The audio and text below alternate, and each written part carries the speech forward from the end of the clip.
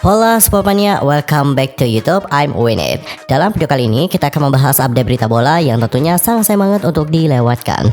Dan untuk kalian yang tidak mau ketinggalan informasi apapun, kalian bisa langsung subscribe channel YouTube ini dan bunyikan loncengnya sekarang juga. Tanpa basa-basi lagi, berikut adalah berita selengkapnya.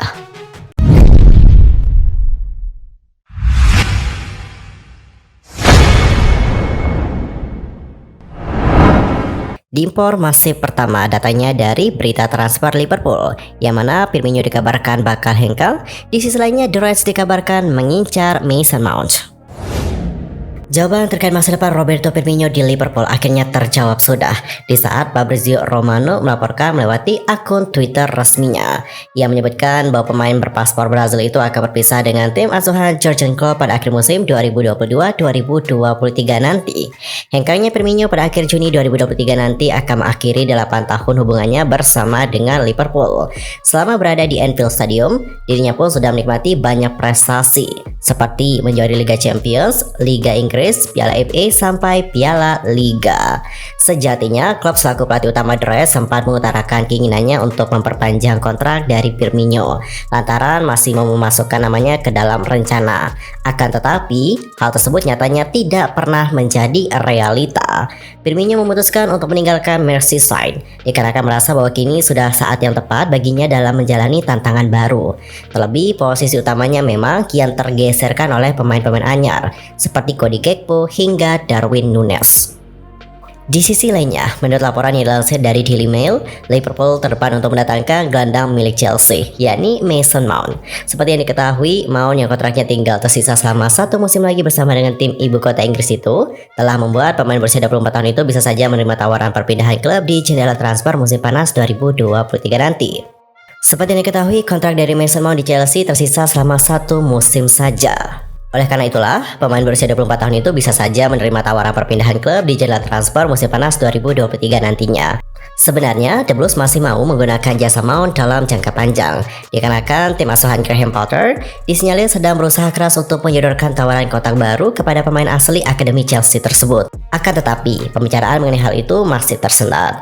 Mason Mount itu bersikeras ingin meminta Chelsea agar mau menaikkan pendapatannya. Hal itu ia lakukan agar sejajar dengan pemain senior dan juga pemain anyar di klub tersebut. Nahasnya, The Blues yang belum mau merestuinya telah menjadikan masa depannya di Stamford Bridge belum menemukan kejelasan, sehingga Jurgen Klopp pun mencoba untuk memanfaatkan situasi tersebut.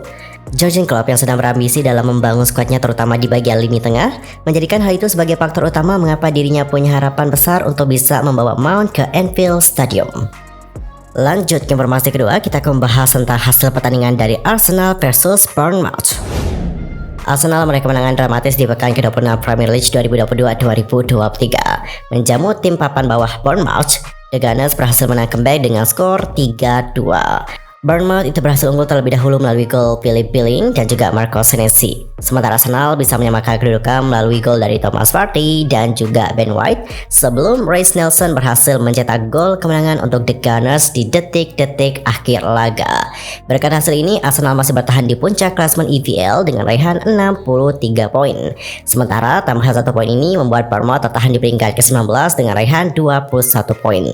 Dan seperti inilah bagaimana starting 11 dari kedua klub.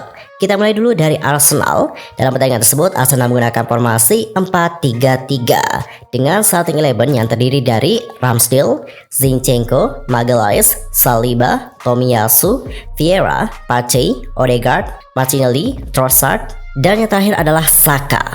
Sedangkan untuk Bournemouth itu menggunakan formasi 5-4-1 dengan starting 11 yang terdiri dari pertama ada Neto, yang kedua ada Zemura, yang ketiga ada Senesi, berikutnya ada Stevens, berikutnya ada Mevam, lalu ada juga Smith, Semenyo, Billing, Rothwell, Ouattara, dan juga Solanke. Dan berikut adalah bagaimana jalannya pertandingan dari Arsenal versus Bournemouth. Bermain di depan puluhan ribu pendukung lawan, Bournemouth mengambil inisiatif serangan. Mereka langsung gercep untuk membobol gawang Arsenal. Benar saja, belum genap 1 menit laga berjalan, gawang Arsenal malah kebobolan. Philip Billing berhasil membobol gawang Aaron Ramsdale setelah bek Arsenal salah mengantisipasi umpan datar yang diberikan oleh Diego Ouattara dan bola diceploskan oleh Billing. Skor berubah 1-0 untuk keunggulan tim tamu. Berada dalam posisi tertinggal, Arsenal langsung tancap gas. Mikel Arteta menginstruksikan anak asuhnya untuk memborbardir pertahanan dari Bournemouth untuk mencetak gol penyama kedudukan. The Gunners sukses mendominasi penguasaan bola.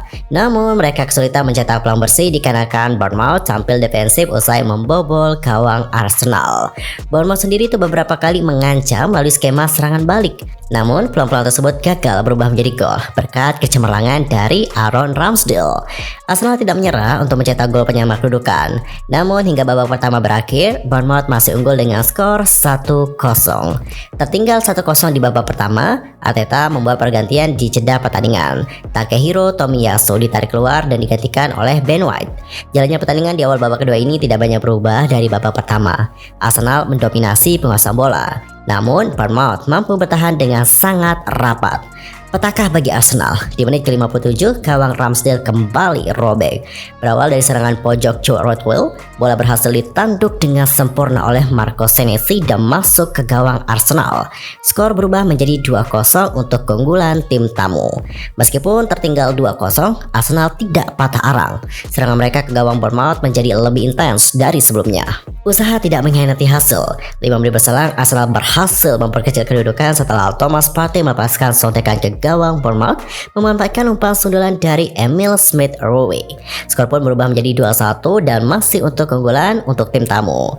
Gol Partey itu membuat Arsenal semakin bersemangat untuk memborbardir gawang dari Bournemouth. Peluang demi peluang terus diciptakan oleh The Gunners untuk menyamakan kedudukan. Di menit ke-70, Arsenal sukses menyamakan kedudukan. Berawal dari umpan terukur Smith-Rowe, bola disambut dengan tendangan Polly White yang ditepis oleh Neto. Namun tendangan White itu disahkan menjadi gol oleh wasit dikarenakan Neto menepis bola di belakang garis gawang, dan gol lain teknologi mengkonfirmasi bahwa bola sudah melewati garis gawang sebelum ditepis Neto. Skor kembali sama kuat menjadi 2-2. Gol tersebut membuat jalannya laga semakin seru dikarenakan Arsenal kian bernafsu untuk menyempurnakan misi comeback mereka. Sementara Bournemouth itu bekerja keras agar mereka tidak pulang dengan tangan hampa dari London Utara. Setelah melakukan serangan demi serangan, Arsenal sukses menuntaskan comeback mereka beberapa detik jelang bubaran. Reiss Nelson menghujam gawang Bournemouth dengan tendangannya. Skor 3-2 menutup jalannya pertandingan tersebut. Sekali lagi congratulations untuk kemenangan dari Arsenal. Dan untuk informasi terakhir kita akan membahas tentang Kylian Mbappe yang resmi menjadi top skor sepanjang masa Paris Saint-Germain. Sebuah milestone baru berhasil diraih oleh Kylian Mbappe. Penyerang 24 tahun itu saat ini resmi menjadi pencetak gol terbanyak sepanjang masa Paris Saint-Germain. Rekor ini berhasil dipecahkan Mbappe di laga PSG versus Nantes baru-baru ini. Di laga tersebut, pemain timnas Prancis itu dipasang sebagai starter sejak awal laga. Di laga ini, Mbappe beberapa kali membuat peluang yang bagus. Ia total melepaskan 5 tembakan di laga ini. Namun di bait kesempatan pertama gagal berbuah menjadi gol. Baru di tembakan terakhirnya Mbappe sukses membobol gawang Elben Leyvern. Mendapatkan umpan dari pemain pengganti Timothy Pembele. Sang striker berbalik badan dan juga melepaskan tembakan mendatar yang membobol gawang Nantes. Gol itu pun menjadi gol yang bersejarah bagi Mbappe. Dikarenakan gol itu membuatnya menjadi top skor sepanjang masa Paris Saint-Germain. Gol yang dicetak Mbappe ke gawang Elben Leyvern tadi merupakan golnya yang ke-201 yang ia cetak bagi PSG. Torehan ini memecahkan rekor yang dimiliki oleh Edinson Cavani.